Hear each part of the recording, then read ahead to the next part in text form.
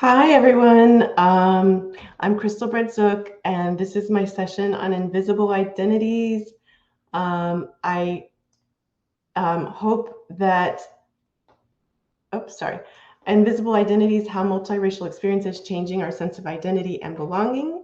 And I'm really excited to be here. I just did a session um, right now on Ask Me Anything, 30 years as a writer. So I know people had unanswered questions from that session. If anyone is here from that session, please feel free to ask your questions again. This is about my new memoir, but I think it can also be about the process of writing your life, and especially those who want to talk about identity or race or family, all of these great things that are difficult to write about, but that I believe really pays off. And in my case, with my book, The Girl in the Yellow Poncho, there was a lot of healing that happened through the writing process. And not only for me, but I think for my whole family, and hopefully for readers. The book has been the book just came out this month, and it's been praised by Vanity Fair, People Magazine, Ms. Magazine called it one of the most anticipated books for 2023. The Root, one of the best books we're looking forward to reading. So it's The Girl in the Yellow Poncho. It tells my story of being a biracial woman raised in a house of two generations of Black women in the 70s and early 80s, growing up in Los Angeles, in Hollywood, in Santa Monica, grappling with the loss of my father, who abandoned my mother when she was pregnant, and trying to understand my own place as a biracial woman being raised by Black women and not having really any solid men in our lives, and being a working class family, struggling economically. The book takes us all the way through my childhood into adulthood, becoming a journalist, writing about race, writing about color issues. As you can see, I'm very light-skinned. Some people may question whether I even am Black. The book was about my journey through, how do I see myself, regardless of how the world may see me? How do I see myself? And how do I define myself? And I know a lot of you, if you are joining because you're multiracial or mixed race, please check out my Medium page. I've written pieces about that, and there's excerpts from the book. And there's just a lot of new thinking, I think. The multiracial population has grown. Oh, and let me just say, please, I couldn't see the questions in the last chat. Please send your questions to my email, and then at the end, I got all the questions. So it's Kristal, Kristal, Kristal.Zook, Zook, at Hofstra. I teach journalism at Hofstra University, so that's HOFSTRA .edu. Kristal.Zook at Hofstra.edu. And please jump in anytime and send any questions at all about the writing process or, memoir or multiracial identity. So I was saying the book started because for me as a journalist, I was interested in looking at how this population has shifted. There's been a 278% increase in multiracial population for the last, 10 years, I think. And that's more and more people are sort of claiming that identity, and not like when I was young, it was, you'd have to choose either you're Black or white. And there was a real sense of that you only had those two choices. And we lived under the one drop rule in this country for many, many years. If you had one drop of Black blood, you were considered Black. So that's shifting. And I found a lot of young people and students that I was teaching were more and more, interested in claiming both sides and claiming their multiracial heritage, whether they were Vietnamese and Jamaican or whatever it might be, right? A lot more global combinations too that we've seen increase. And so that's how the book started. It kind of evolved into me talking about the search for my white father, who kind of appears and disappears in the book. And now, I don't want to give away the end, but now finally appears, and we've been able to heal the relationship, I think. And how that healing impacted not only me, but my mother and my whole family, and now maybe even sides of his side of the family. This is all still unfolding. The book just came out this month, but I'm seeing the effects. People who are telling me that they read it and that it's healed them as well. So please check it out, The Girl in a Yellow Poncho. I hope that it speaks to all of you in some way.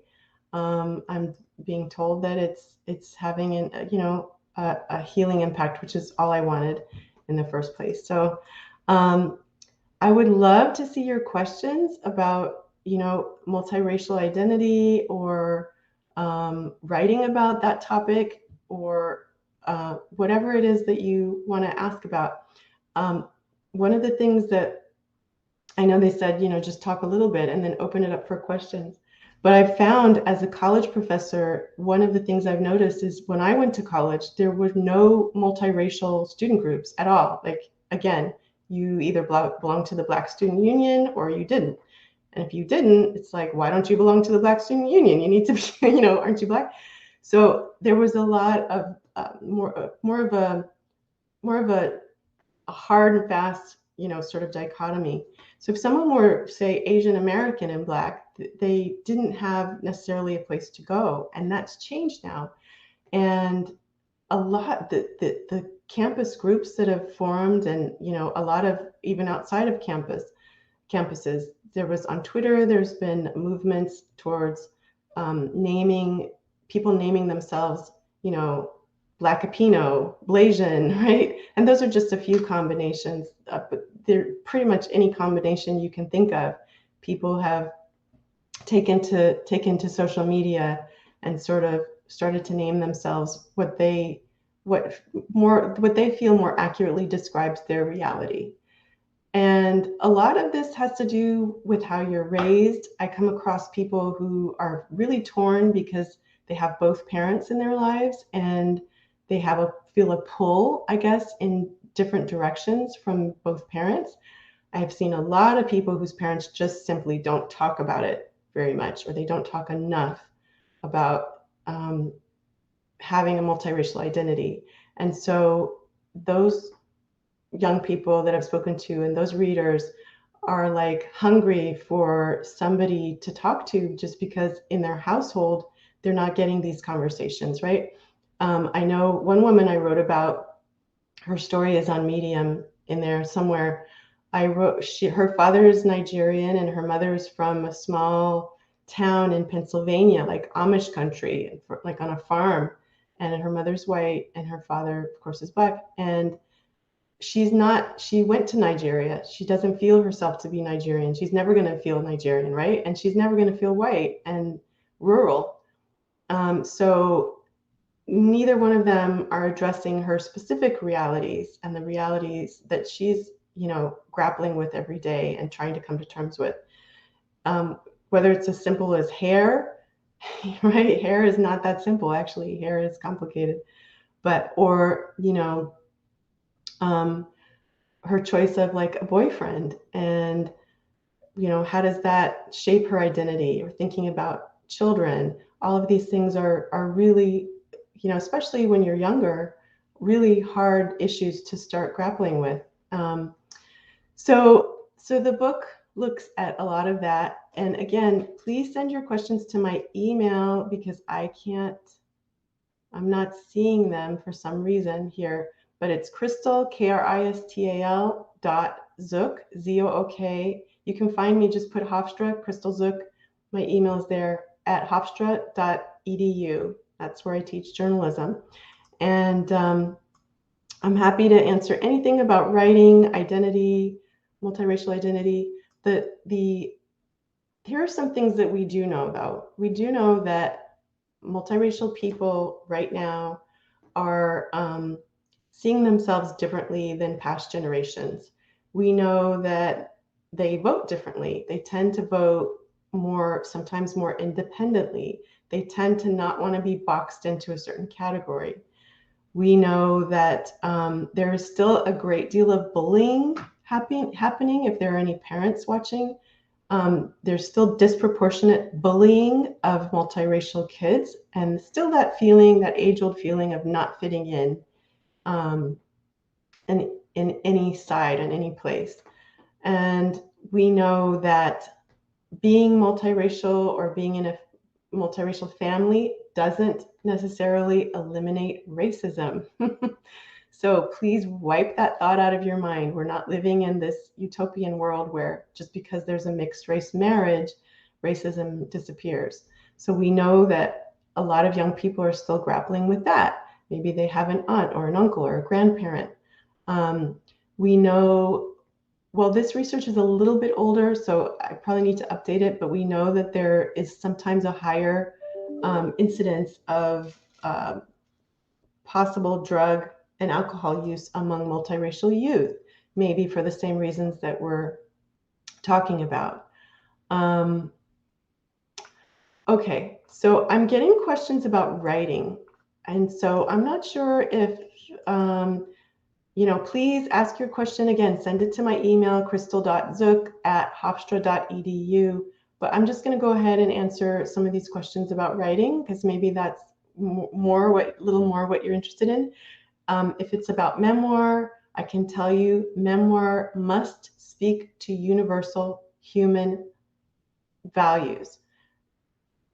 Think about your story, but then think about how does it connect to other people universally. So those universal human emotions, fear, everyone feels pain, everyone feels, betrayal. Your story has to touch on and really illustrate those universal human emotions in order to grab the reader. And then, it's a mix between the specificity of your experience and the broader, how does this impact everybody in some way? Everybody goes through this, right? And that's really kind of the secret sauce to a memoir. You want to get specific. You really want to go into those nitty-gritty details of your story, but you also want it to be big enough to touch everyone. So Jenny is asking, how do you handle writer's block or creative slumps? That's a really good question. And as I said in the last session, I hope this isn't repetitious, but in the last session, I would say just keep writing every single day. Write in your journal, because the journal is a way to take the pressure off. And you're all here because you have this need to write. You have a hunger for writing, right? That's why you're here. So you honor that by just getting it out, whatever it is. It's going to be junk, a lot of it. That's okay. Just get it down in your journal, half an hour a day. Keep writing. And then eventually you'll see that there are some small gems in your journals that you can pull out, and there's something there that I can use and I can develop it, and just throw the rest away. It doesn't matter. But it's almost like the process of getting it out is really what keeps you going. And then finding those gems energizes you and excites you again. And you can go from there.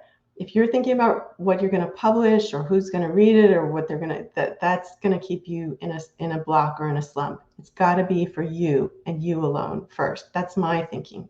And that's why the journal has been so important to me over my career. Okay.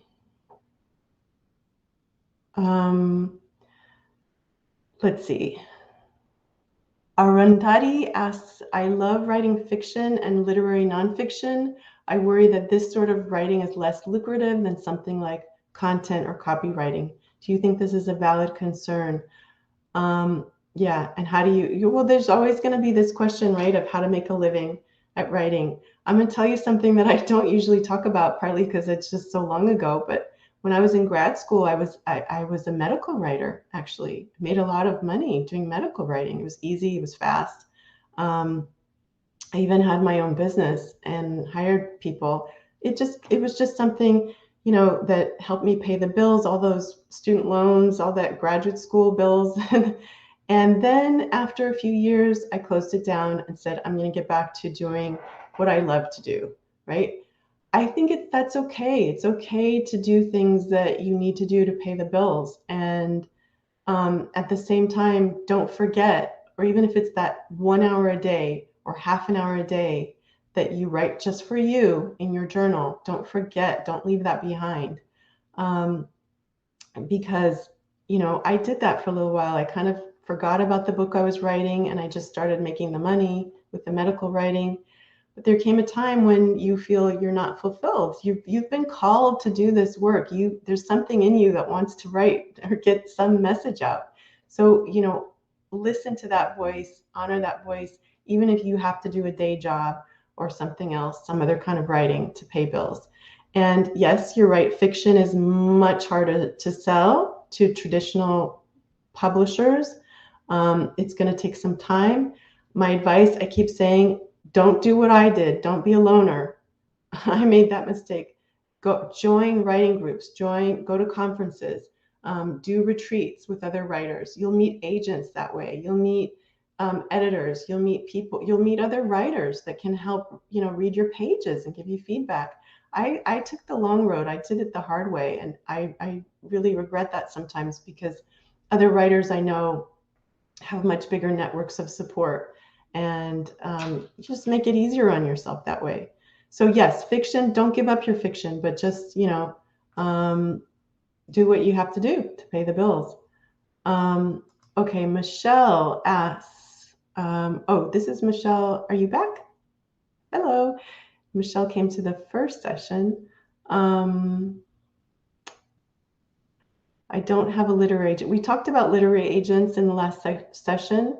And, again, I think the best way is through networks. If I look back over my career, nothing has happened, really, nothing has happened unless it's through a friend or a friend of a friend or somebody, whether it's my agent, whether it's my speakers bureau, whether it's Medium. What Medium used to pay, actually, when it first launched, some of you know this, used to pay really well when it first launched. The format has changed, but I knew an editor who was at Medium in the early days, and so she hired me to write the series of 6 stories that you see about multiracial identity. I did all 6 of those. I traveled, reported, and got paid very well to write those stories about multiracial identity for this site. The format has changed. I think Medium is still extremely valuable as a place to showcase your work. But my point is that assignment, which was a really big assignment for me, 6 stories, came through somebody I knew.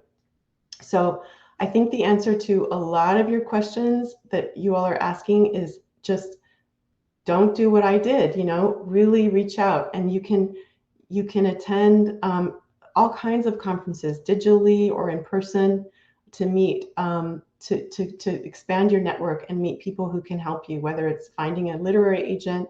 I got turned down by a lot of agents. And then I had agents who came to me also.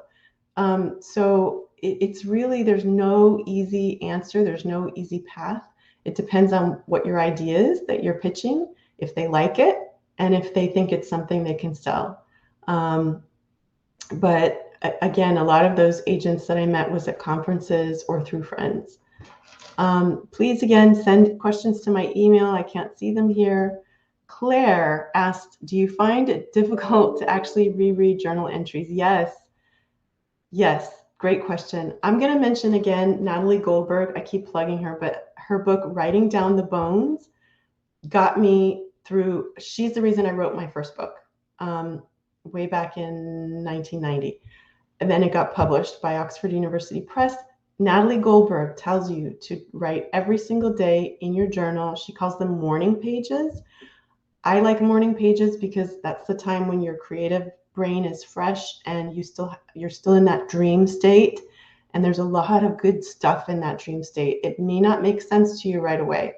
That's okay. Just get it down. Get it down. Pen to the page, as she says, butt to the chair. Just get it all down. And then she says, don't read it for fill up your notebook first. Or if you want to type it, that's fine. Fill it up first. Don't read it until maybe a month later. You go back, and I think this is really good advice. Go back, get a glass of wine, get somewhere comfortable, and you read your pages with a highlighter. Because most of what's in there is going to be junk. And that's okay. That's fine. It's just the mind regurgitating. But you're going to find those gems. And I promise you, you're going to find those gems. If you do it every day for a month, I really, really, really promise you, there's no way that you're not going to find even just a few small gems. And you go, there's something there. Or that's a really nice turn of a phrase or a nice sentence that I wrote. I want to explore that more. And you open it up. And then you start a new journal with those gems that you found. You start the new journal, pull out the 3 or 4 gems and put them in, and then expand. And this to me was just like amazing advice. It was eye-opening. It just changed my life. And so I hope that answers your question, Claire. It is hard to reread them because a lot of it's bad and a lot of it's just garbage, but that's okay. That's what journals are for, right? Okay. I don't know how to say this name. Navin Sunjai. Found your suggestions very valuable. Good, thank you. I'm glad. I'm interested in starting my writing journey, but as a newbie, I'm not quite sure where to begin. Would you provide me with some tips and guidance? Yes. So the first thing I would say was what I just said. Journals where you're writing just for yourself alone and not thinking about publishing, don't think about that audience out there or what they may like. There's something in you that's been called to write. And I really believe this. Every single one of us has different worldviews, experiences, different things that we need to say to the world. And there's a reason why you feel this calling to express that. So that's why a journal to me is so important. And you have to write in it every day. If some of you are nighttime people, that's fine. Do it right before bed. If you're not a morning pages person, do it right before bed, because it's the same thing. You're kind of sleepy and you're kind of not going to edit yourself as much, which is good. And you're just going to kind of just like let it all flow out. But half an hour, that's the best way, because then you're going to find little things that you can then build into an idea, an essay, a story. And my other, I'm not going to keep repeating it, but network. If you're just starting out, you need those connections. You need other writers. You need conferences, small group sessions, writers groups, anything to just really build you up and back you. Sylvia asks, is it easier to explain and be proud of your multi-ethnicity if you belong to 2 separate cultures, like half Irish, half Nigerian, than if you are American and of mixed race? That's an interesting question. I don't think I can answer what's easier or what's harder for other people. That's kind of, hard to say. I would say that I think you're right, Sylvia, that there's a uniquely American context about this, that, we're not like other countries where we have this history of slavery and we have the 1-drop rule where no matter how light you were, like me, or if you were 1/16 Black, you were still considered Black. And that was codified, that was by law in this country for a long, long time. And it's been socially integrated into our fabric, so that for a long, long time, you only had those choices. Either you're Asian or you're Black or you're, Latino. You have to choose. And what's changed now, I think the main message that I wanted to get across is that I noticed a shift in this new generation. You know, in the census wasn't even changed until 2000. Now the census allows you to claim more than one race.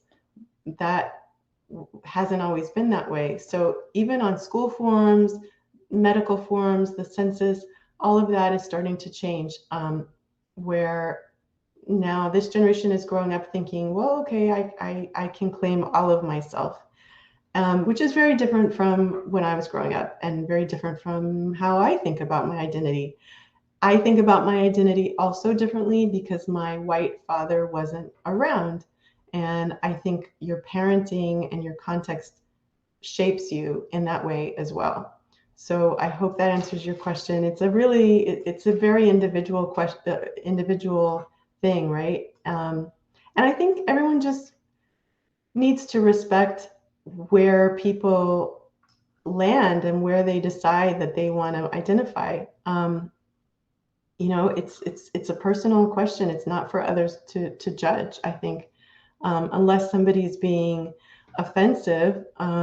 Like, I don't know if you all remember Rachel Dolezal, who claimed to be Black and she wasn't, and she was even a chapter president of the NAACP, and she had no Black background. I mean, unless you're being offensive in that way, then I think that we need to respect people's choices and how they identify themselves. Okay, I see we're almost out of time. I was just gonna do one more question. Julie asked, what is the impact of a white person writing to ask about and understand another person of another race? So yeah, can that question be met with hostility? I think that, you know, and that's a longer answer to maybe time that we don't have, but I think it's a good question. How does a white person write about race? We could maybe boil it down to that. Respectfully, listening, I would say do a lot. As a journalist, we do a lot of listening and a lot of reporting, meaning it's not just what I think, it's what experts and sources tell me, right? And so I would say be extra careful to do a lot more listening than talking. And, you know, you may not be a journalist, Julie, but you may want to incorporate journalistic practices, or at least research practices, where you're taking in a lot of what other people are telling you and, you know, reading the experts on the topic, and weaving that into your own thoughts. So I hope that's helpful. Thank you, everyone, for joining. Please follow me on Medium. Check out my new book. It's up there. And The Girl in the Yellow Poncho. And I hope to hear from you. You have my email. Bye. Take care.